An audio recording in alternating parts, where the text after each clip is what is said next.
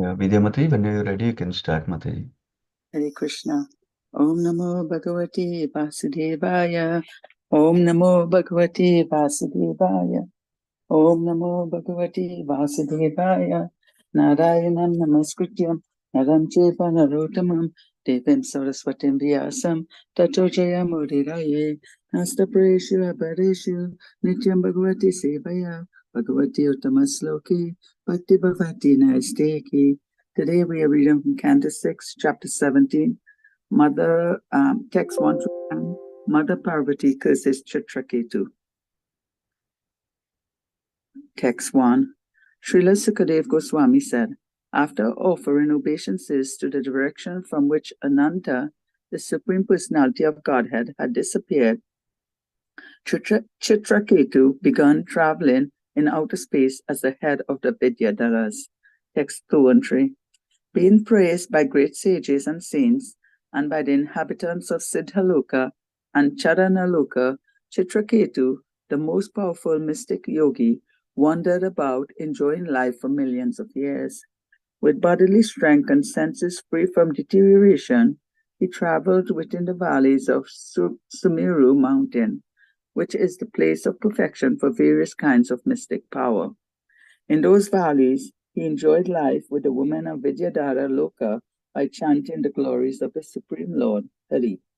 Text 4 and 5. One time, while King Chitraketu was traveling in outer space on a brilliantly effulgent airplane given to him by Lord Vishnu, he saw Lord Shiva, surrounded by siddhas and charanas. Lord Shiva was sitting in an assembly of great saintly persons and embracing Parvati, who on his lap with his arm. Chitraketu laughed loudly and spoke within the hearing of Parvati. Text 6. Chitraketu said, Lord Shiva, the spiritual master of the general populace, is the best of all living entities who have accepted material bodies. He enunciates a system of religion. Yet, how wonderful it is that he is embracing his wife Parvati in the midst of an assembly of great saintly persons. Text 7. Lord Shiva, whose hair is matted on his head, has certainly undergone great austerities and penances. Indeed, he is the president in the assembly of strict followers of Vedic principles. Nonetheless, he is seated with his wife on his lap in the midst of saintly persons and is embracing her as if he were a shameless, ordinary human being. Text 8.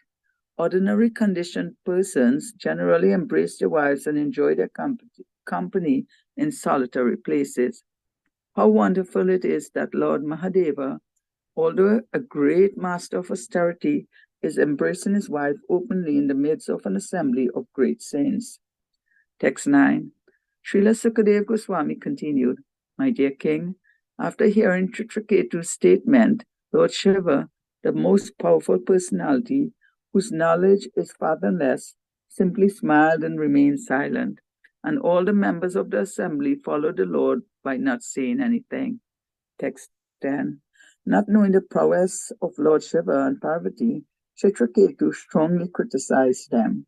His statements were not at all pleasing, and therefore the goddess Parvati, being very angry, spoke as follows to Chitraketu, who thought himself better than Lord Shiva in controlling the senses. Hare Krishna.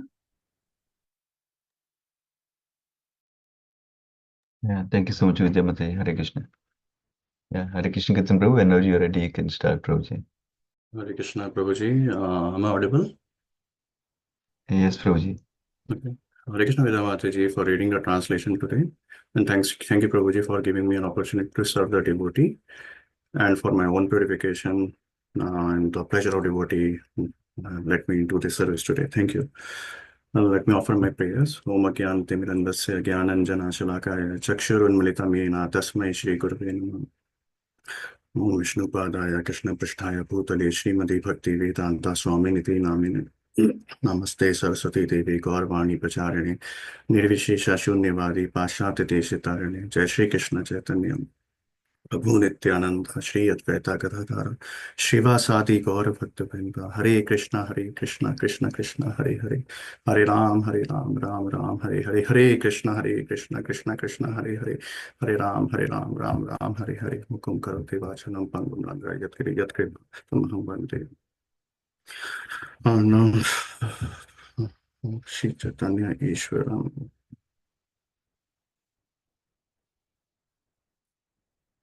Hare Krishna, everyone. Today we are going to discuss the Canto 6, Chapter 17. Mother Parvati curses Chitraketu. First 10 verses we are going to discuss. In the last chapter, let's go for a quick recap. We have seen like how Narada Muni instructed King Chitraketu about the Supreme Lord, and he impart him the sacred knowledge of Mahavidya. And then he also initiated the Chitraketu, and Chitraketu continued chanting the Mahavidya knowledge, and finally he met the Supreme Personality of God, Lord Sankarshna, and then he offered his heartful glorification to the Lord Sankarshna, and then finally Lord Sankarshna bestow upon him the divine knowledge, and then which further elevate his spiritual understanding and consciousness. So the highlight of the last chapter is like one should understand, like without the spiritual master, we cannot progress. So there is an importance of devotional practice under the guidance of a spiritual master that leads to the direct encounter with the Supreme Lord, and which result as a divine enlightenment in our life. So that teaches like we should always aspire for a guru, and we should always, once we have the guru, we should always follow the instruction given by the guru in our whole life sincerely, and then definitely that will enlighten our life with the divine knowledge, and definitely one day we'll go back home, back to Godhead. And in this current chapter, we will see how King Chitraketu enjoyed his life in the airplane, which was offered to him by Lord Sankarshna, and along with the women of Vidyadhar planet, because he was kind of heading the Vidyadhar planet at that time.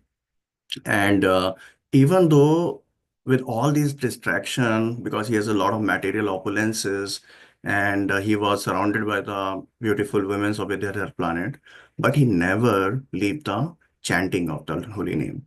He was always engaged in the congregational chanting of the glorification of the Lord. And one day what happened, he was wandering into the bowers of the Mount Sumeru, and he saw Lord Shiva was sitting in an assembly of great saintly person, where Charanas, Siddhas, everyone was present. But he was embracing Mother Parvati, and Mother Parvati was sitting on his lap, and he was embracing with his arm. So he was embracing her with his arm. So seeing this situation, first he glorified the Lord Shiva, but he was astonished to see why Lord Shiva is acting like an ordinary human being. He was behaving shamelessly, even though he was leading a great assembly of devotee, but he's behaving in an ordinary man. He was behaving in a platform of ordinary man. So he gave strong feedback 2-3 times in public at that time, and he laughed loudly.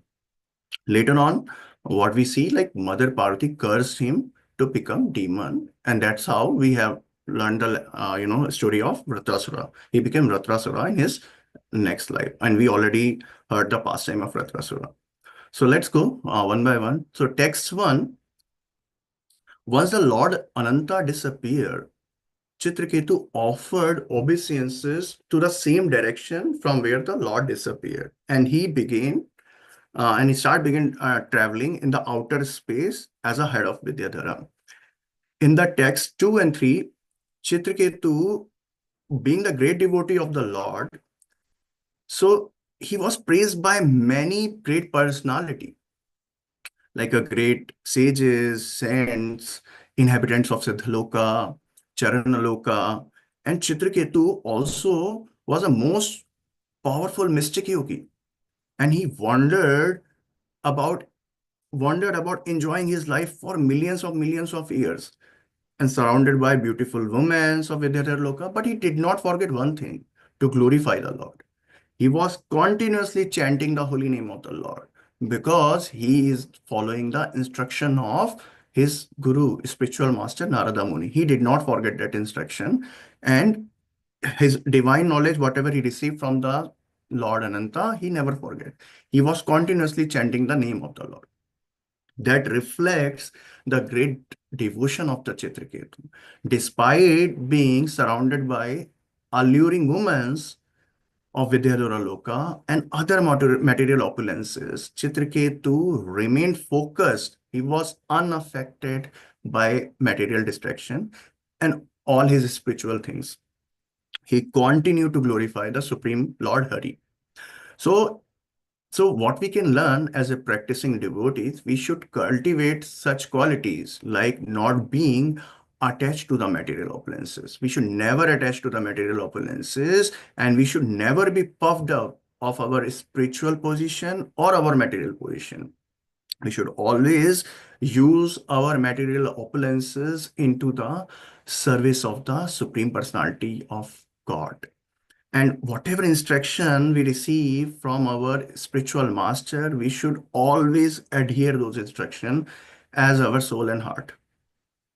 And we should always engage into the service of the Supreme Hari, Supreme Lord Krishna, without being any distraction, either material or spirit. No spiritual distraction, like kind of pride in spiritual. Oh, we are doing very good. So no spiritual things we should distract. We should always follow our instruction of our spiritual master. So text 4 and 5. So where the storylines begin. So King Chitraketu, one day, King Chitraketu was traveling in the outer space on a brilliantly effulgent airplane, which is given by the Lord Vishnu. And he saw Lord Shiva surrounded by great sages, and Lord Shiva was leading the assembly at that time. And Lord Shiva was sitting in the assembly of a great saintly person, and he was embracing the Mother Parthi because Mother Parthi was sitting on his lap and he was embracing her. So Chitraketu at that time loudly laughed and spoke within the hearing of Parvati. So in this purport, Srila Vishwanath Chakravarti Thakur says, and we have heard yesterday from Maharaj about Srila Vishwanath Chakravarti Thakur. So here in the purport, Srila Vishwanath Chakravarti Thakur says that sometimes Supreme Lord wanted to bring his pure devotee back to Godhead as soon as possible. And for that reason, Lord creates such situation in the devotee's life. So Lord's plan was that Chitraketu being cursed by the Mother Parvati so that he can become demon in his next life, and he could return back home to Vaikuntha quickly. So then Lord can receive the direct service from his devotee. And there has been many instances in which devotee acted as a demon and has been brought back to the kingdom of the God by the mercy of the Lord. We have seen the example of Jai Vijay, and this is one of the example of Chitraketu, where we have seen this situation. And Vishwanath Chakravarti Thakur also mentioned in the purport that for Parvati to be impressed by the Lord Shiva was natural in the relationship between the husband and wife. There was nothing extraordinary there to Chitraketu to see and pinpoint anything. Nonetheless, Chitraketu laughed there loudly and see Lord Shiva in this situation. And he started chastising 2-3 times. And thus, eventually, he got cursed, and this curse was become the cause of this curse become the cause of his returning home back to Godhead. So this is the arrangement, because we need to understand one thing: without the will of the Lord, even a single leaf of a tree cannot fall. So this is the arrangement. This curse become an arrangement by the Lord so that Chitraketu can go back home, back to Godhead quickly. So that's why he took a birth in the next life as a Vritrasura, and Lord uh, arranged that he will be killed by the Indra, and he will go back home to his abode. And we'll cover the text 6, 7, 8 together. So in this verse, Chitraketu glorify Lord Shiva. So first of all, Lord Shiva is a Vaishnava Nam Yatha Shambhu. He is the most exalted devotee of the Lord Vishnu. He is the spiritual master of general populace. He undergo various austerity and penances. He is best of all living entities. So in this way, Chitraketu is glorifying. And at this time, Lord Shiva was leading the assembly of great personalities who were following the strict principle, Vedic principle. All the personality who was sitting in that assembly were the followers of strict Vedic principles. And Lord Shiva was behaving, Chitraketu is thinking, Lord Shiva is behaving shamelessly like an ordinary man, even though ordinary conditioned person generally embrace their wives and enjoy their company in the solitary place. How wonderful it is that Lord Shiva, Lord Mahadev, although a great master of austerity, is embracing his wife in public. That too, he is leading the assembly in front of all the great saints. He is doing this. So Chitraketu appreciated Lord Shiva, that still he is doing this activity, he is unaffected. Even in that situation, he's embracing his wife, but he is still leading the assembly. He's unaffected by that. So Chitraketu was astonished to see Lord Shiva behaving in the platform of an ordinary man, and he's behaving shamelessly in front of the great sage and saints. So Chitraketu was not an offender. He was merely expressing his concern out of wonder. In the text 9, Vishwanath Chakravarti Thakur remarks that although Chitraketu criticized Lord Shiva, but he did not offend Lord Shiva, like an episode of Daksha, what we have seen. Because Daksha considered Lord Shiva insignificant, and out of envy, he criticized him in public. And he faced severe consequences of it. And we have already seen that. Lord Shiva, who is deep in knowledge, could understand Chitraketu purpose here. What is the purpose of the Chitraketu behavior? He was not at all angry. He simply smiled and remained silent. And all the member of assembly also followed the Lord Shiva, because they could also understand that Chitraketu intentions were not wrong. Maybe his behavior was wrong, but his intentions were pure. So that is the reason they also did not protest. Instead, they followed their master and they also remained silent. So now let's understand why Chitraketu behaved that way. What was his concern? So if we look at this matter in detail, Chitraketu was having two concerns. His intentions were always good, but one says, like, good intentions were not always good enough. Correct? So Chitraketu first concern was, there are two concerns Chitraketu had. First concern, he was worried about the Lord Shiva's reputation. that Lord Shiva reputation should not get spoiled by this awkward behavior. And fools may misunderstood Lord Shiva and may criticize Lord Shiva. And he want to avoid that situation because that would be very heavy to those fools who will criticize Lord Shiva because he's a great devotee of the Lord. Maybe he's acting in this material way, but he is not able to understand that situation why Lord Shiva is behaving like an ordinary man. And then a second concern that he has, fools may imitate Lord Shiva.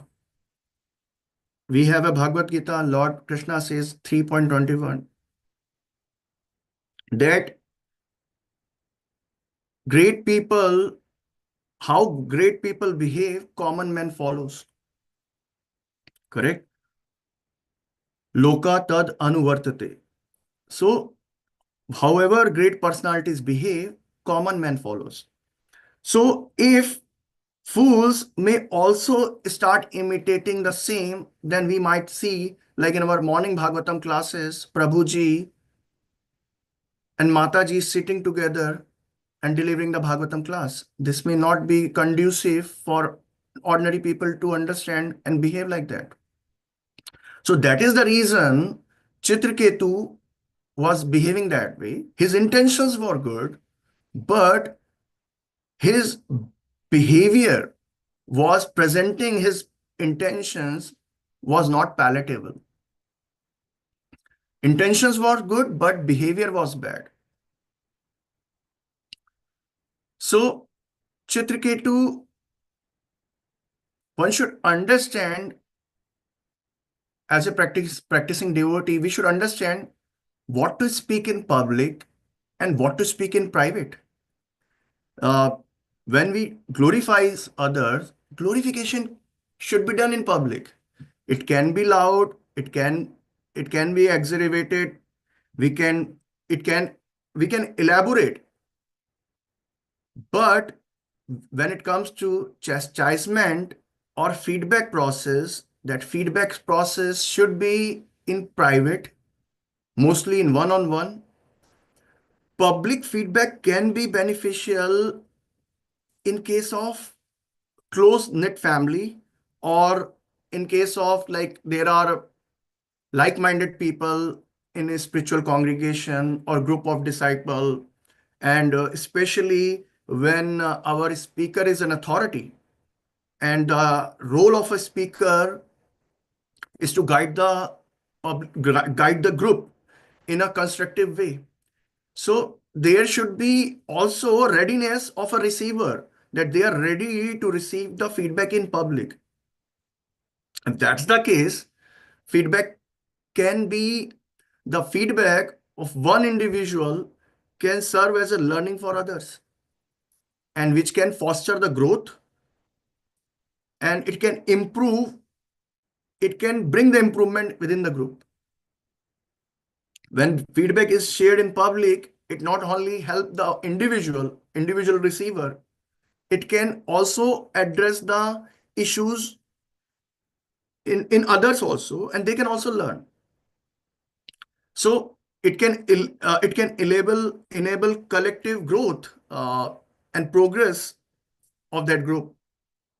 So we should understand that Chitraketu intentions were good, but time, place, and circumstances were inappropriate. His behavior was inappropriate. The way, the choices of words he used was inappropriate because it was not palatable to the ears of others. And on top of that, he was laughing loudly. If one, as a practicing devotee, we should understand, if one wants others to improve, then one should not laugh at that person while providing the feedback, or while communicating the message. One should be polite, one should be precise and concise, and one should communicate the message in the private way. Feedback should always be precise, should be communicated with the choices of the word in careful manner. One can communicate the feedback in public, but that feedback should be indirect so that it can be treated as a lesson or principle and people can learn that principle. We should not take a name in that case. If we are communicating the feedback in the public forum, we should not take anyone's name in that case. And then people can take that feedback in general as an opportunity to improve. So what we learn until now, that good intentions are not always good enough until the behavior of a person, time, place, and circumstances all should be good. One may think Krishna knows my intention and my intentions are good. I know that. And then who cares how other people think about me? I can be direct in my feedback. So that attitude we need to be careful about, because this kind of attitude will spoil our relationship with other devotee, and that eventually we may lose our services, and which will reflect in our devotion down the line. It will impact our devotional services. It will impact our sadhana. And personal matters should not be discussed in the public forum, because that reflect the lack of sobriety and the lack of good conduct. So in the Chitraketu, in this episode of Chitraketu, we need to understand good intentions are not always good enough alone.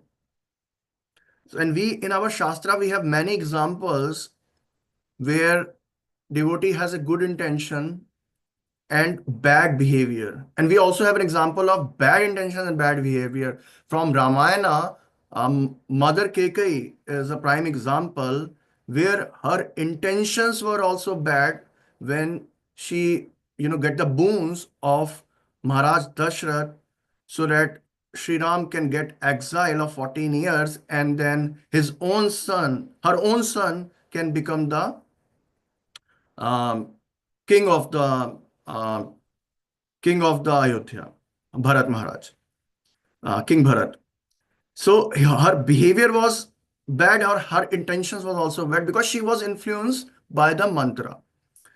And then another prime example of good intentions and bad behavior, apart from the Chitraketu, is Mother Sita. When Sri Ram was looking for help, she was calling out the name of Sita.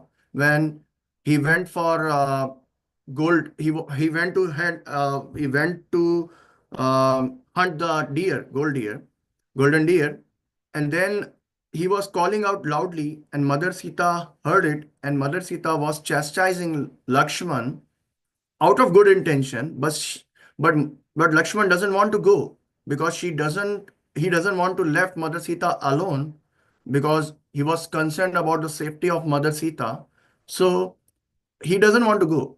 And then at that time, Mother Sita used a lot of bad words to chastise Lakshmana so that he can go. So that's another prime example. And then another example I can think of, Jai Vijay, when they stopped the four Kumaras, because intentions were good, but behavior was bad. So let's go to the text 10.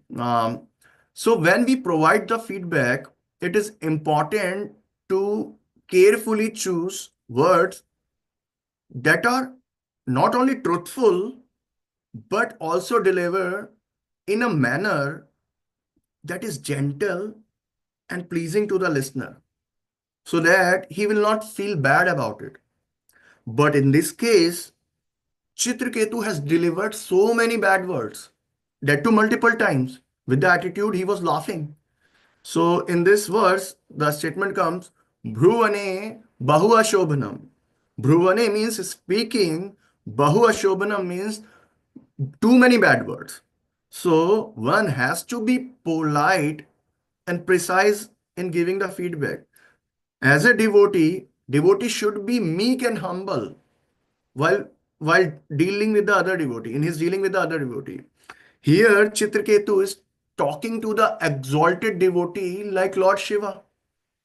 And when speaking to the exalted devotee or exalted individuals, we should be very polite. We should be respectful and mindful what we are talking.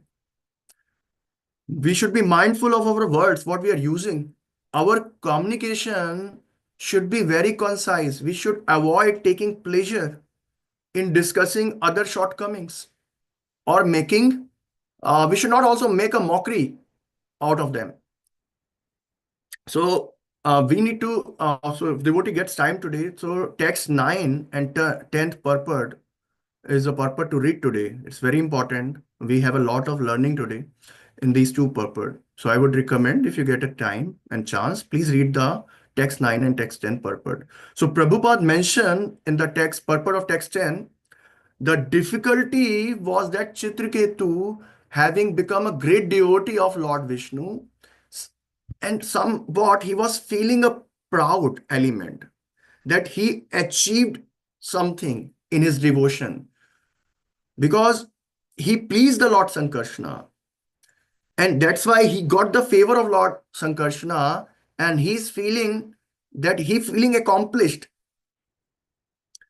So therefore, he can criticize anyone and everyone, and even Lord Shiva. In the material world also, we have a tendency, when we become accomplished in our material world, so we should, and we think that we can start belittling, we can start belittling, and we can start criticize anyone's contribution. And that's a very bad thing. This kind of pride in the devotee life is never tolerated. Vaishnava should be always remain humble and meek and respectful in the dealings with others. It comes like, we have a famous verse from the Chaitanya Charitamrita. Tranadapi sunechena, tarorapi shahishuna, amanina manadeva, kirtanya sadahari. If we are not humble than a grass of a blade and tolerant than a tree, then we cannot do the Kirtan throughout our life. We cannot chant the name of the Lord Hare throughout our life. So we have to be sober and attentive to our own fault and our own shortcomings. Only such people can have a gravity and inner strength to help others. Like if you think, when the Prabhupada came into the Western world, his first set of devotee all are hippies. If he would have feel pinpointing their things, like criticizing them, then the ISKCON movement would not be like that. And all that great hippies become the Mahabhagavata devotee now. Because Prabhupada, a great personality, would not look the deficiencies of others. They accept the person as it is, and they work on their deficiencies and make them the Mahabhagavata, transform them into the Mahabhagavata devotees. That is what the Prabhupada did. So if we look from the today's teachings, what are the key learnings? I just, again, today I thought of, document the key learnings of the today's episode, what we learned. Let me share my screen. Let me know, Prabhuji, if you're able to see my screen. Yeah, I can see, Prabhuji. So the first key learning is the importance of pure devotion of King Chitraketu. King Chitraketu, despite being surrounded by worldly distractions, remained committed to the chanting the holy name of the Lord. He never let down his spiritual master. He exemplified the pure devotion. He exemplified the quality of the pure devotee. So as a practicing devotee, we should also get inspiration of this story. We should always follow the instruction of our spiritual master without any deviation. And then the second thing is humility and respect. Even if a devotee hold a exalted position like a Chitraketu, they should remain humble and respectful towards others, including the demigod like Lord Shiva. We should be humble. We should not disrespect anyone as a devotee. We should be always grateful that we got such congregation, got such congregational member. And we should always glorify the qualities of other. And we should always ignore if any shortcomings, because everyone is full of shortcomings. We should never see the shortcomings of others, because we are also full of shortcomings. So everyone is under the cleansing process.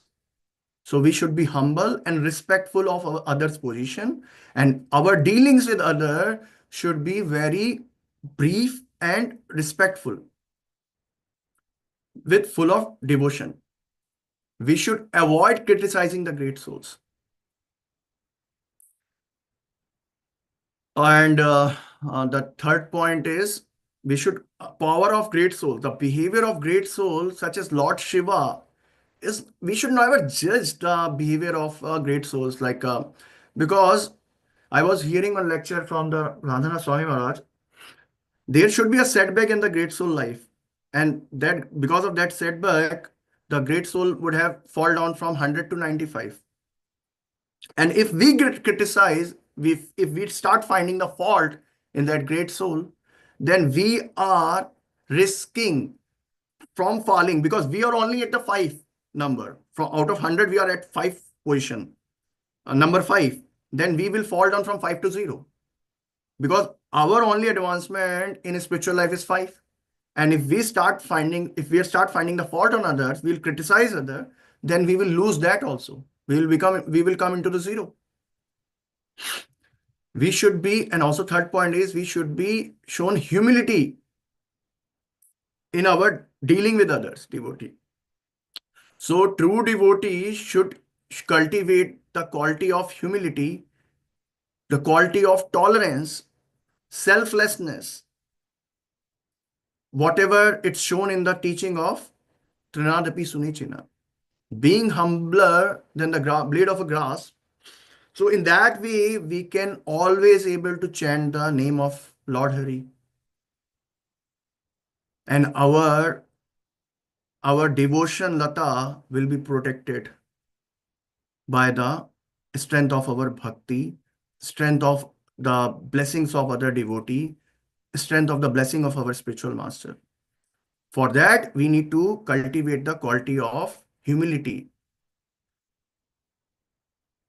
And sometime the role of curse in the life of a devotee is also bring the enlightenment in the life of a devotee. Because in this case, this curse of Mother Parvati or setback can be used by the Lord as a means to purify the devotee. Because Chitraketu have spent millions of years being the head of the Vidyadhar planet. And even though he's chanting the name, but Lord wanted him back to his abode. That's why he arranged that situation, so that he will get cursed by the Mother Parvati and become a demon, and then being killed by the Indra, so that he can fast track his comeback. So that is the one lesson we can learn. Sometime in our life also we can have a lot of setbacks. So we should not feel like this life is so miserable, because there is a benediction of Lord in that misery. We should always see the hand of Lord in our life. That is one principle which we need to always remember.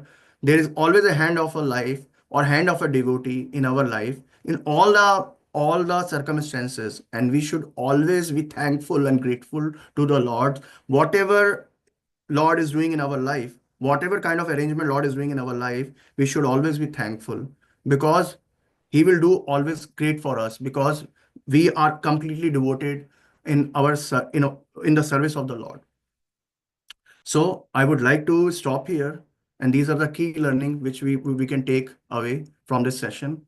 And please please read the text 9 and text 10 purport today, and please forgive me if in case I have made any mistake, as your humble servant. Thank you so much. Thank you so much, Prabhuji and devotee, all dear devotees, for listening to me. Thank you. Hare Krishna. Thank you very Yeah. much. Thank you. Hare Krishna, Prabhu. Yeah, thank you, Hare Krishna Kirtan Prabhuji. Hare Krishna. Hare Krishna Prabhuji. Thank you.